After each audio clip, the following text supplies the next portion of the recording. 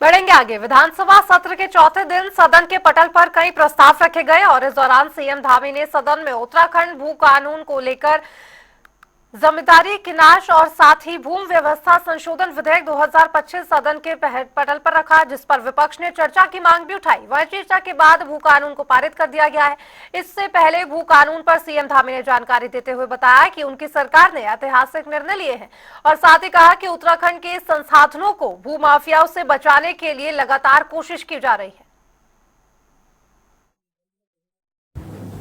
उत्तराखंड के राज्य के इतिहास में पहली बार हुआ है कि हमारी सरकार ने वन भूमि पर इतना बड़ा अवैध कब्जों को हटाने का अभियान चलाया। ये निश्चित रूप से ये इकोलॉजी और इकोनॉमी दोनों को सुरक्षित करने का काम करेगा, दोनों में बैलेंस का काम करेगा। और राज्य के जो हमारे कृषि एवं औद्योगिक प्रयोजन हेतु भूमि की क्रय की अनुमति जो कलेक्टर के स्तर से दी जाती थी, उसे अब 11 जनपदों में समाप्त कर केवल जनपद हरिद्वार और उधम सिंह नगर में राज्य सरकार के स्तर से निर्णय लिए जाने का प्रावधान किया है। और किसी भी व्यक्ति के पक्ष में स्वीकृत सीमा 12.5 एकड़ से अधिक भूमि अंतःकरण को 11 जनपदों में समाप्त कर केवल जनपद हरिद्वार एवं उधम सिंह नगर में राज्य सरकार के स्तर पर निर्णय लिए जाने का भी प्रावधान इस विधेयक में किया है। वहीं भू कानून विधानसभा में पारित होने के बाद विधायकों ने इस पर अपनी प्रतिक्रिया भी दी। जहां बीजेपी के धर्मपुर विधायक विनोद चमोली ने इसे ऐतिहासिक बताया, तो विपक्ष की ओर से कहा जा रहा है कि इस विधेयक में कुछ कमियां थी, जिसके चलते विपक्ष ने सदन पर इसे प्रवर समिति को भेजे जाने की बात भी कही। लेकिन सत्ता पक्ष ने इसे न मानते हुए सदन में पारित भी करवाया, जो कि गलत है। समय से प्रदेश के अंदर भू कानून की डिमांड थी और बहुप्रतीक्षित ये निर्णय था। आज एक इतिहास रचा गया है कि उत्तराखंड की विधानसभा ने एक सख्त भू कानून पास किया है और मुझे उम्मीद है कि उत्तराखंड में जो हमारी चिंताएं थी कि पहाड़ की ज़मीनें खुर्द-बुर्द हो रही थी और लोग ज़मीनें खरीदते थे किसी और प्रयोजन से और उसके बाद उसका दुरुपयोग करते थे, आज उस पर लगाम लगी है। और जो इस प्रकार की भूमियाँ हैं जो जिस प्रयोजन से ली गई थी, अगर उस पर वो काम नहीं हुआ है तो उसकी भी एक रिपोर्ट सामने रखी गई। वो भूमियाँ सारी सरकार में निहित होने वाली हैं। तो मैं समझता हूँ इसका बहुत बड़ा दिन है। पूरे उत्तराखंड वासियों को मैं बधाई देना चाहूँगा और आभार व्यक्त करना चाहूँगा माननीय मुख्यमंत्री जी का और सरकार का। हमने स्पष्ट रूप से कहा है कि सरकार को श्वेत पत्र जारी करना चाहिए कि 2018 के बाद किन किन व्यवसायिक घरानों को, किन किन लोगों को ज़मीनें दी गई और किस प्रयोजन के लिए दी गई, क्या उसका उपयोग किया गया है, जिस उद्देश्य के लिए दी गई ज़मीनें, भूमियाँ, क्या वह आज उस ज़मीनों में उन्होंने जिस इंडस्ट्री लगाई है, होटल खोले हैं, शिक्षा के क्षेत्र में उन्होंने अगर अनुमति मांगी है, तो हमने कहा एक श्वेत पत्र सरकार को जारी करना चाहिए। और निश्चित रूप से हमारा मत है कि एक दबाव है, जन दबाव था, जो जन सैलाब सड़कों पर उतर रहा है, सशक्त भू कानून की बात कर रहा है, मूल निवास की बात कर रहा है। तो सरकार ने जन दबाव में आकर संशोधन तो किए हैं, लेकिन उधम सिंह नगर है, हरिद्वार है, वहाँ पर बाहरी व्यक्तियों को 12.5 एकड़ ज़मीन देने का जो मंशा जाहिर की है, जो पारित किया है, कोई भी व्यक्ति बिना प्रशासन और सरकार की अनुमति से ज़मीनें खरीद सकता है। और दोनों ही फर्टाइल लैंड हैं, डिस्ट्रिक्ट हैं, जहाँ पर खेती होती है, फसलें होती हैं और गन्ना का उत्पादन होता है, धान और गेहूं की खेती है, प्रचुर मात्रा में होती है। अगर वहाँ पर इस तरह से ज़मीनों की खरीद फरोख्त होगी तो संभवतः वो ज़मीनें भी वहाँ पर जिस उपयोग के लिए आज तक हम एक उस क्षेत्र में काम कर रहे हैं, खेती कर रहे हैं, काश्तकार, छोटे मझोले बड़े काश्तकार काम कर रहे हैं, तो मेरा मानना है कि ज़मीनें वहाँ भी सब मिल जाएंगी। और जैसा पहाड़ आज खाली हो गया, तराई भी बिल्कुल खाली हो जाएगी। हमने इसका विरोध किया है। तो ये एक बैकडोर एंट्री खोल दी बड़े मगरमच्छ के लिए छोटी मछलियां ठीक है वो नीचे चल पाएंगी, लेकिन बड़ा मगरमच्छ अगर आएगा तो वो इसमें इसके कानून का फायदा उठा पाएगा। आज हमने सदन में कांग्रेस पार्टी ने एक निवेदन किया था कि इसको परवर समिति को सौंप दिया जाए ताकि इस पर फिर एक विस्तृत परवर समिति में विस्तृत चर्चा हो और इस तरह के लकूने जितने हैं उनको, ये चोर दरवाजा जो है उन चोर दरवाजों को भी बंद किया जा सके। लेकिन सरकार ने नहीं सुनी और संख्या बल के आधार पर इसको पास किया। और जो पंडित नारायण दत्त तिवारी जी की कांग्रेस सरकार ने जमींदार एबॉलिशन एक्ट बनाया था उसका ये शिथिल रूप है, उसका कोई उसमें कोई सख्ती के रूप में कोई नहीं देखा जा रहा है, शिथिल रूप देखा जा रहा है। तो और इस पर और भी चर्चा करेंगे। हमारे संवाददाता देहरादून से हमारे साथ जुड़ गए नवीन जी। आपको पूछना चाहूंगी, सबसे पहले बजट सत्र में इस बिल को मंजूरी दे दी गई, पेश हो गया ये बिल, पुराने और नए कानून में क्या कुछ अंतर है? जी, जिस तरह निश्चित तौर पर देखा जाए तो उत्तराखंड में लगातार अगर भू कानून की बात की जाए तो लगातार इसकी मांग चल रही थी। इसके साथ ही जो तमाम लोग थे, तमाम जो संस्थाएं थी और जो जनभावनाओं के अनुरूप प्रदेश सरकार ने भू कानून को लागू किया है। कहीं ना कहीं उत्तराखंड का जो बजट सत्र चल रहा था इसमें तमाम सारे प्रावधान, जो तमाम सारे विधेयक है उसे पकड़ पे रखा गया और कल मुख्यमंत्री पुष्कर सिंह धामी ने जो भू कानून का मुद्दा था उसे सर्वसम्मति से पास किया है। कहीं ना कहीं लंबे समय से भू कानून की मांग उत्तराखंड में सशक्त भू कानून लाएगा, जिससे कि जो जमीनों की खुर्द-बुर्द हो रही थी उत्तराखंड बनने के बाद से, उस पर अंकुश लगाया गया और कहीं ना कहीं अब इसे अंतिम रूप भी दे दिया गया है और प्रदेश में भू कानून जो है वो लागू हो गया है। साथ ही अब सबसे बड़ी बात यह है कि जो जिलाधिकारी स्तर से जो भूमि की स्वीकृति मिलती थी अब उसे शासन द्वारा स्वीकृति दी जाएगी। सरकार के जो तमाम चीजें हैं, जो भू आलेख है और तमाम जो ब्यौरा है वो शासन को भेजना होगा। इसके बाद ही जो लोग हैं वो जमीन खरीद पाएंगे।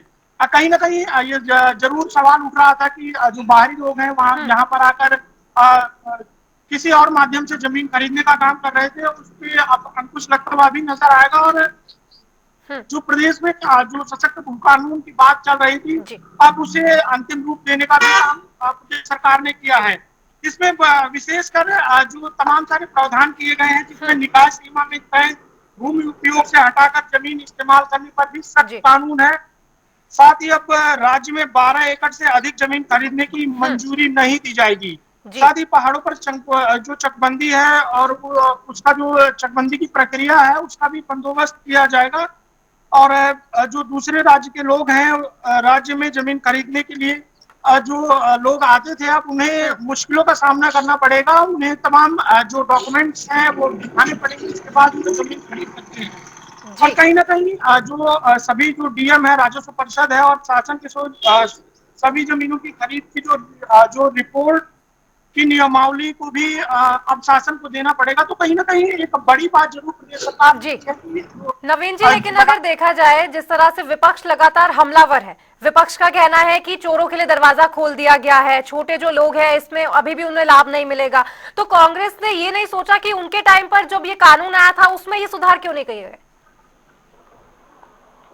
देखिए दीक्षा, निश्चित तौर पर अगर विपक्ष की बात करें तो विपक्ष लगातार ये सवाल उठा रहा था कि जो पिछला जो कानून बना था उसी के आधार पे कानून बनाना चाहिए था। विपक्ष लगातार इसकी मांग कर रहा था और संशोधन की भी बात कर रहा था। लेकिन कहीं ना कहीं जो तमाम जो सदन की जो कार्यवाही चल रही थी, तो सदन में सभी जो लोग थे उन्होंने सर्वसम्मति से इस तरह अपना मतदान किया। कहीं ना कहीं विपक्ष इससे लगातार ये कह रहा था कि इसे अब समिति बनाना चाहिए, समिति के आधार पर इस पर संशोधन करना चाहिए। तो कहीं ना कहीं विपक्ष अपनी प्रतिक्रिया जरूर देता हुआ नजर आ रहा था, लेकिन सरकार का साफ तौर पर वक्तव्य यही था कि जो हम भू कानून बना रहे हैं और जो हम इसे पारित कर रहे हैं वह सिर्फ जो तमाम जो उत्तराखंड के लोग हैं उनके हितों को लेकर कर रहे हैं।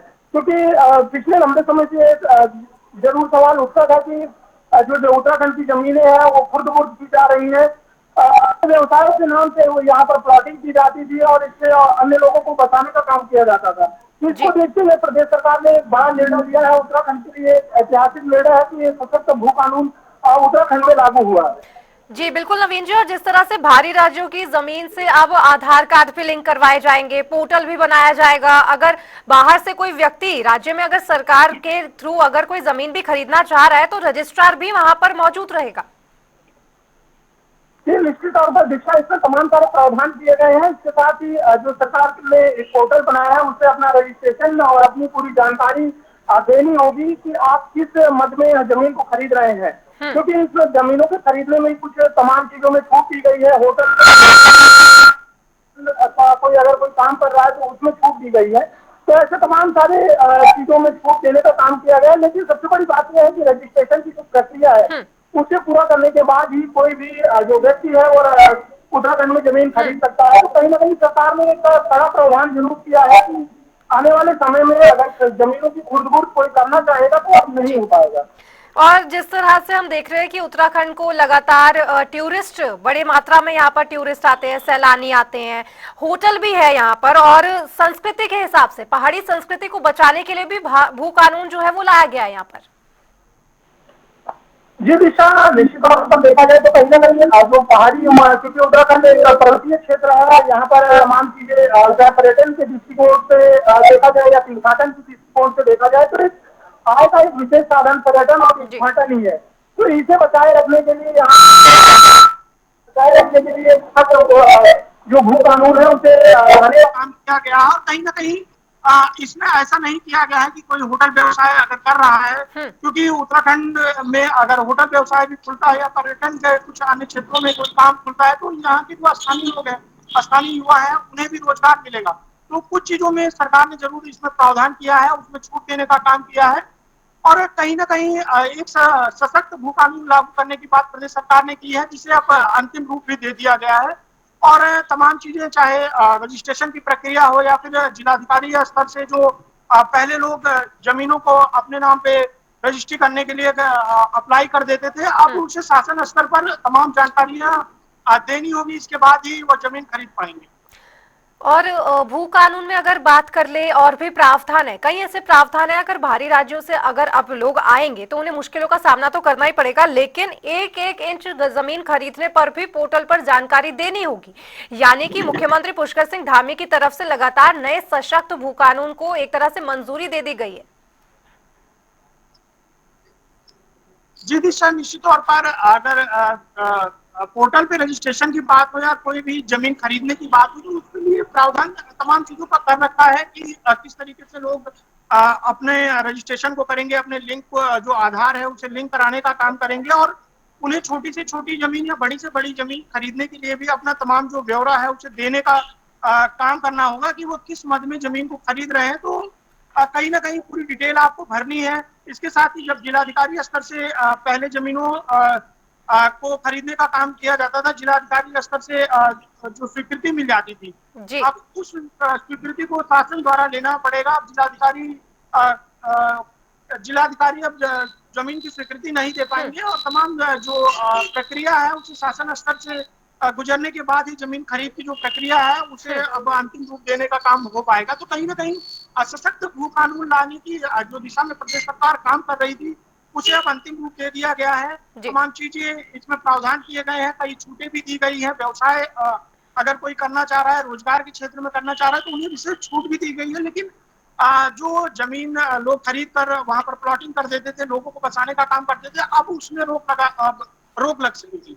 जी बहुत बहुत शुक्रिया नवीन जी, आपका इस तमाम जानकारी पर अपडेट साझा करने के लिए। जैसा कि नवीन जी ने बताया कि सशक्त भू कानून के जरिए अब अवैध भू माफिया जो है उन पर शिकंजा कसा जाएगा, और उत्तराखंड की धामी सरकार ने यह निर्णय इसलिए ही लिया है।